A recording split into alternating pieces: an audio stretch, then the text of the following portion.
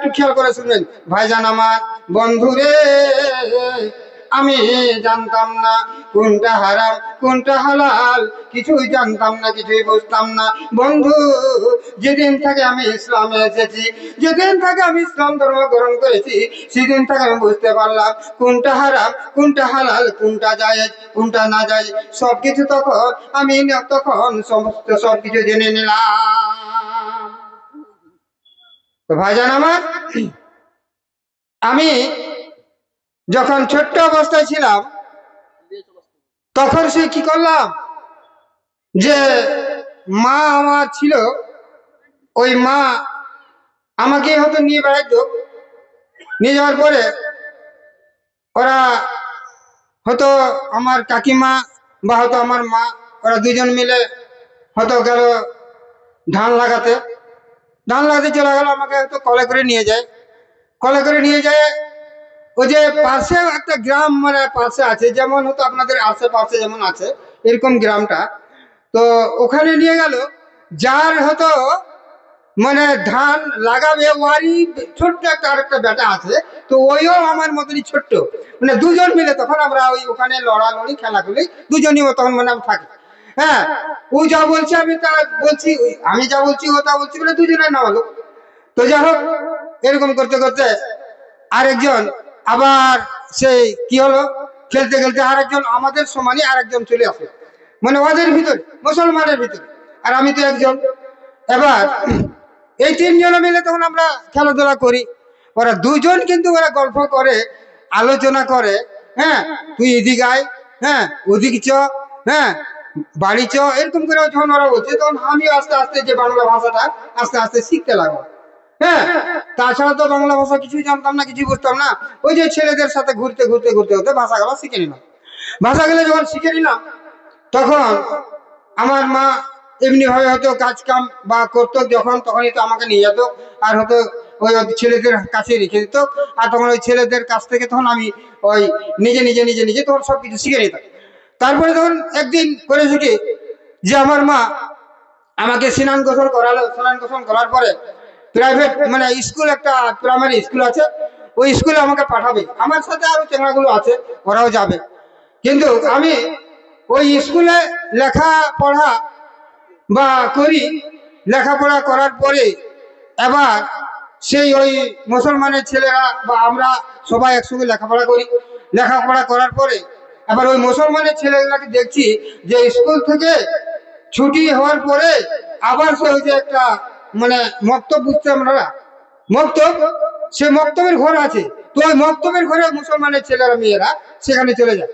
তখন আমি মনে মনে চিন্তা করছি যে আমাদেরকে মাস্টার আমাদেরকে শিক্ষা দিল, আমাদেরকে মাস্টার আমাদেরকে লেখাপড়া শিখালো, লেখাপড়া শিখার পরে মাস্টার আমাদেরকে ছুটি দিল, ছুটি দেওয়ার পরে আবার মুসলমান ছেলেরা মেয়েরাকে দেখছি যে ওরা ফের আবার আরেকটা ঘরে প্রবেশ করলো, আরেকটা ঘরে ঢুকলো। এই মনে আমার মনের ভিতরে কিন্তু একটা মানে দাগা এসে গেল। তখন আমি মনে মনে চিন্তা করছি আর দেখি কি হবে। এইভাবে দুই একদিন যেতে যেতে যেতে যেতে একদিন হঠাৎ করে আব্দুর রহমানকে জিজ্ঞাসা করছি, আরে আব্দুর রহমান, আমরা একসঙ্গে আমরা লেখাপড়া করলাম স্কুলে, মাস্টারের ছুটি দিল, আর সবাই আমরা বাড়ি চলে আসলাম, আর তোমরা ওই ঘরটাতে তোমরা ঢুকে গেলে, তো ওই ঘরের ভিতরে কি আছে, ওই ঘরের ভিতরে তোমাদের কি আছে? তো আব্দুর রহমান বলছে মুসলমানের চেংড়া, তো 4 লাখ মুসলমানের চেংড়া, ও বলছে কি যে রবেন ওখানে ই আছে, মানে একটা মুলবি সাহেব আছে। তো ছোট চেংড়া, তো আমি মুলবি কাকে বলে ওটাও তো আবার জানি না। তো ওখানে একটা মুলবি আছে, তো মুলবি কেমন? তো মুলবি মাথায় দেখবি একটা টুপি আছে আর লম্বা পায়জামা আছে, হ্যাঁ ওই ওই হলো মুলবি। তো আমি বলছি তাহলে কি শিখায় তোমাদেরকে ওখানে? তো বলছে দেখো রবেন, আমাদেরকে ওখানে শিখায় যাকে মানবো, যাকে ইবাদত করবো, যাকে প্রশংসা করবো, সেগুলো আমাদেরকে ওখানে শিখায়। তো আমি বলছি কোন ভাষা দিয়ে শিখায়? তো বলছি যে দেখো এই আমাদেরকে ওখানে ওই আরবি ভাষা দিয়ে শিখায়, আরবি ভাষা দিয়ে আমাদেরকে শিখায়। তখন আমি মনে মনে চিন্তা করে দেখলাম, আচ্ছা আমি কি আরবি পড়তে পারবো না? তো বলছে হ্যাঁ তুমি আরবি পড়তে পারবে, কিন্তু তোমাকে পাক পবিত্র হতে হবে। তো পাক পবিত্র কোনটা তাও তো আমি জানি না, যেহেতু ছোট্ট জায়গা। হ্যাঁ, পাক পবিত্র কোনটা তাও তো জানি না। তখন আমাকে বলছে দেখো তুমি যদি এগুলো পড়ো তাহলে তোমাকে একটা কাজ করতে হবে, তোমাকে মানে স্নান গোসল করতে হবে। যে যেভাবে আমরা সকালে হয়তো গোসল টোসল করি, গোসল টোসল করার পরে হয়তো আমরা বা হয়তো স্কুলে বেরিয়ে যাই, তো এরকম ভাবে তোমাকে ওই গোসল করতে হবে। গোসল করার পর তোমাকে উজু করতে হবে। বেশ, সেদিনকে আমি সাজিয়ে গুজিয়ে চলে গেলাম। সাজে গুজে গেলাম, যাওয়ার পরে আব্দুর রহমান কাছে গেলাম। আব্দুর রহমানকে যাওয়ার পরে তখন আব্দুর রহমান তখন আমাকে বলছে এই কেতাবটা নেই। তখন আমি বলছি যে এটা তো কি লেখা আছে, একা বেকা, তো আমি কি বুঝবো। হ্যাঁ, তো বলছি যে দেখো, এটা এইটাই হলো আরবি, আর এই ভাষাটা দিয়েই আমরা যে সৃষ্টিকর্তাকে ডাকি, এই ভাষা দিয়ে আমরা ডাকি। তখন আমি বলছি তাহলে আমি তো পড়তে পারবো না, তাহলে তুমি যদি বলে দাও তাহলে আমি কি করবো, আমি পড়তে পারবো। তো এরকম করে আলেপ বেতে করে বলছে, আর আমি পিছনে পিছনে বলে যাচ্ছি। তো ভাইজান আমার, বন্ধুরা আমার, এরকম করতে করতে করতে আমি অনেক কিছু পড়ে নিয়েছি, অনেক কিছু বুঝতে পেরেছি, জানতে পেরেছি। আমি কিন্তু মুসলমান হয়নি তখন। হ্যাঁ, তোর সব কিছু জানতে পারলাম, বুঝতে পারলাম যে এই আরবির ভিতরে এত গুণ আছে। তারপরে নামাজ শিক্ষা বইগুলো নিলাম, নামাজ শিক্ষা বইগুলো, সে বইগুলোকে পড়তে লাগলাম। বা হয়তো নবীর জীবনী বইগুলো যেগুলো আছে সেগুলোকে পড়তে লাগলাম, সেগুলোকে তখন দেখতে লাগলাম, ফলো করতে লাগলাম যে এই জিনিসের ভিতরে কি আছে। হ্যাঁ, সব কিছু যখন আমি মনে করছে জেনে নিলাম, বুঝে নিলাম, এবার তখন কি করেছি, তখন আব্দুর রহমানকে বলছি, দেখো আব্দুর রহমান, যে আমি কিন্তু তোমাদের ধর্মগ্রন্থ যেটা বলছে কোরআন, আমি কোরআন পড়ে নিয়েছি, আমি তো মুসলমান হয়ে গেছি, আমি তো মুসলমান হয়ে গেছি। তো মুসলমান ছেলে তো আব্দুর রহমান, তিনি বলছে দেখো এটা হলো 30 পারা কোরআন, এরকম যদি অনেক অনেক 30 যদি তুমি পড়ে না, কিন্তু একটার কারণে তুমি মুসলমান হতে পারবে। একটার কারণে সবকিছু পড়ে নিবে ঠিক আছে, কিন্তু একটার কারণে তুমি মুসলমান হতে পারবে না। তার মানে যে তোমাকে মুসলমান হতে হলে তোমাকে কালেমা করতে হবে। মুসলমান হতে হলে তোমাকে সর্বপ্রথম কালেমা করতে হবে, তাই নাকি? তো হ্যাঁ, তো এই অবস্থায় থেকে যায়, এই অবস্থায় থেকে যায়। হতে হতে হতে হতে মাধ্যমিক পরীক্ষার টাইম আসলো, মাধ্যমিক পরীক্ষা দেব। এমন সময় হয়তো অনেক ভাই সবারই সঙ্গে বা হয়তো একই সঙ্গে যায়, একই সঙ্গে আমরা হয়তো স্কুলে লেখাপড়া করে বা হয়তো পরীক্ষা আমরা দিতে যাব। এমন সময় যে আমার দুটো ভাই ছিল, ওই ভাইকে সাথে করে নিয়ে এবার সে আমরা ওই মাধ্যমিক পরীক্ষা দিতে যাব। এমন সময় হয়তো যে জায়গাতে হয়তো আপনারা জানেন যে এক জায়গাতে যদি পড়ে আরেক জায়গাতে হয়তো যেতে হয় মাধ্যমিক পড়তে, আরেক জায়গায় যদি পড়ে তো আর অন্য জায়গায় যেতে হয়। এইরকম ভাবে কিন্তু মানে জায়গায় জায়গায় যেতে হয়। তো আমাদেরকে সেখান থেকে আমাদেরকে রায়গঞ্জ যেতে হয়েছিল। ওই রায়গঞ্জ আমাদের পরীক্ষা, ওখানে পরীক্ষার হল পড়েছিল, ওখানে চলে গেছিলাম। ওখানে চলে গেছিলাম, আমার ভাইয়েরা ছিল, আরো কিছু ছিল সবাই। দিয়ে তখন সেই একই ভাবে যখন হয়তো পড়ালেখা করতে বা পরীক্ষা দিতে লাগলাম, পরীক্ষা দিতে লাগলাম, হঠাৎ করে একটা বাড়ি থেকে একটা হয়তো খবর একটা হয়তো আসলো যে এরকম ব্যাপার, তোমার মা অসুস্থ হয়ে আছে, তোমার মাকে আবার হসপিটালে নিয়ে যেতে হবে, তোমাকে যেতে হবে। বাড়িতে হয়তো লোকজন নয়, হয়তো আমি বড় ছেলে, আমাকেই যেতে হবে। আমি যখন বড় ছেলে, আমাকেই যেতে হবে। আমি বললাম কি দেখো, আমি এই পরীক্ষার অবস্থাতে কি করে যাব। তখন সে আমি যার ঘর ভাড়া নিয়েছিলাম তাকে বললাম দেখো, আমাদের বিড়িপত্র সমস্যা থেকে গেছে, কিন্তু আমরা কি করবো, আমরা ওই একটু বাড়ি যাবো। ওয়াকফ খুলে বলেনি যে এরকম ব্যাপার।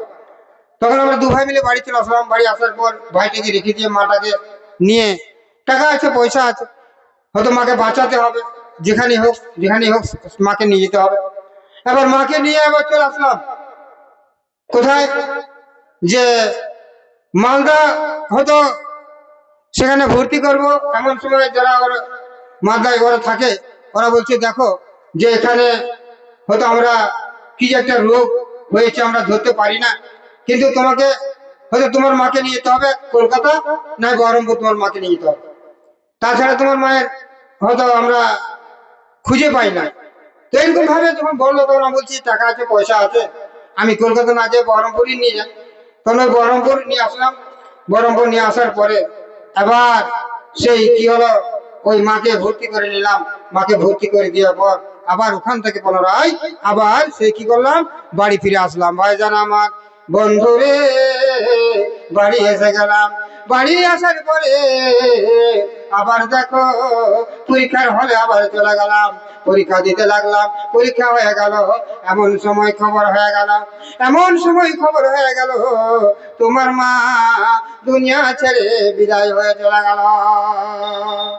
ওই অবস্থায় তখন আমি কি করি, ওই যারা ভাইগুলো ছিল সমস্ত ভাইগুলোকে নিয়ে আবার সে কি করলাম, ওই মাকে যেভাবে হতো মানে করতে হয় সেভাবে করে নিলাম।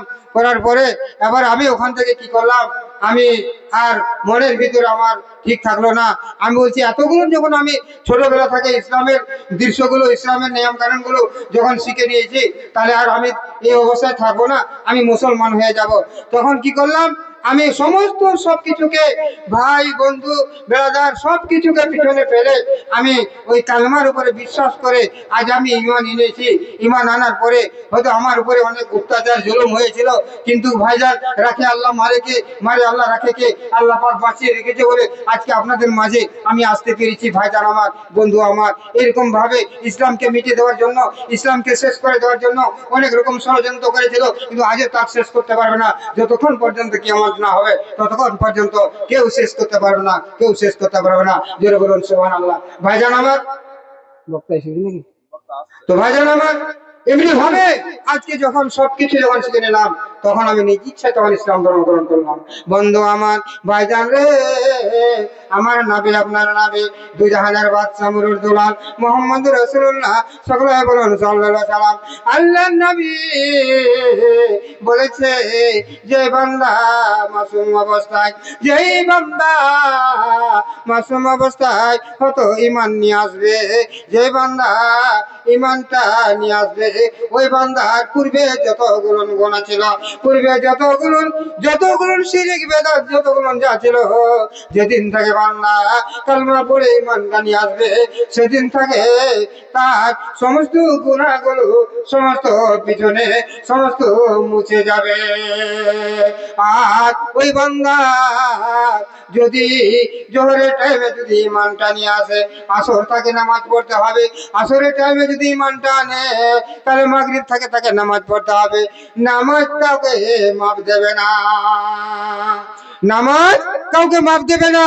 বন্ধু আমার, ভাইজান আমার, আজকে আমরা নামাজ যদি পড়ি, আল্লাহ পাক আমাদেরকে অশ্লীলতার কাজ থেকে বাঁচাবে, আল্লাহ পাক আমাদেরকে বিপদ থেকে রক্ষা করবে, অশ্লীলতার কাজ থেকে আমাদেরকে বাঁচাবে, সুদের কাছ থেকে বাঁচাবে, জেনার কাছ থেকে বাঁচাবে। এই নামাজ আপনাকে সৎ কাজে, সৎ অবস্থা আপনাকে রাখবে। সঠিক পথ হলো একটা নামাজ। বন্ধুরে আমার, ভাইজান আমার, নামাজ পড়লে হবে না, আবার সে আপনাকে যাকাত দিতে হবে, আবার আপনাকে সমস্ত সবকিছু দান করতে হবে, সবকিছু দান করতে হবে, সাদকা দিতে হবে, দান করতে হবে, টাকা পয়সা থাকলে হজ করতে হবে।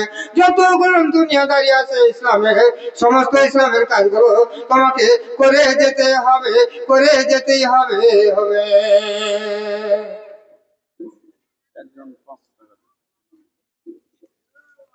আলহামদুলিল্লাহ, একজন 500 টাকা দিয়েছে বেনামিতে, আর একজন 100 টাকা। আসেন ভাইজান আমার, এরকম ভাবে 100, 200, 500 টাকাগুলো একটু দেন মসজিদের জন্য। ইনশাআল্লাহ আপনাদের এই দান হারাবে না, পালাবে না, আগুনে পুড়বে না, পানিতে ডুববে না। সমস্ত দানগুলো আপনার সৎ কাজে হয়ে থাকবে। আসেন ভাইজান আমার, মরণকে তোর স্মরণ।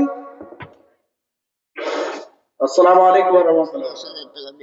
আপনারা ধৈর্য ধরে বসেন, এখনই আমাদের বক্তা প্রধান